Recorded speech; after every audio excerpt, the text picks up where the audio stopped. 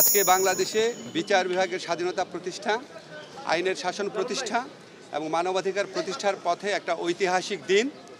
আজকে আমাদের আনুষ্ঠানিকভাবে বাংলাদেশের সুপ্রিম কোর্টের স্বতন্ত্র সচিবালয় স্থাপন করা হলো।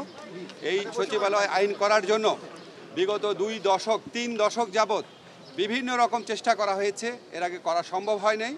আমাদের অন্তর্বর্তীকালীন সরকার, আমাদের মাননীয় প্রধান উপদেষ্টা ডক্টর মোহাম্মদ ইউনূসের নেতৃত্বে এই আইনটা পাশ হয়েছে এবং এটার পিছনে আমাদের চিফ জাস্টিস, মাননীয় চিফ জাস্টিস বিচারপতি রেফাত আহমেদ, উনি প্রথম থেকে অত্যন্ত উদ্যোগী ভূমিকা পালন করেছেন, আমাদের এনকারেজ করেছেন, গাইড করেছেন।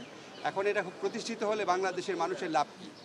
লাভটা হচ্ছে, আপনারা আগে সবসময় শুনতেন যে অধস্তন আদালত যে আছে, ট্রায়াল কোর্ট আছে, সেগুলির উপর যে রাজনৈতিক সরকারের মন্ত্রীরা ছিল, বিশেষ করে আইনমন্ত্রীর কথা বেশি শোনা যেত। ওনারা অনেক ধরনের খবরদারিত্ব করতেন, কে জামিন পাবে, কে জামিন পাবে না, কী রায় হবে, কিভাবে রায় হবে না, এই সমস্ত কিছু, কোন মামলাটা আগে শুনানি হবে, কোন মামলা হবে না, বিচারকদের পোস্টিং, পদোন্নতি, বদলি, সমস্ত কিছু রাজনৈতিক প্রভাবের মাধ্যমে নিয়ন্ত্রণ করা হতো। এখন আর এই রাজনৈতিক প্রভাব থাকবে না। এটা আইন মন্ত্রণালয়ের কাছ থেকে সম্পূর্ণভাবে বাংলাদেশের সুপ্রিম কোর্টে যে প্রধান বিচারপতি আছেন, ওনার নেতৃত্বে যে সচিবালয় আছে সেখানে ন্যস্ত করা হয়েছে।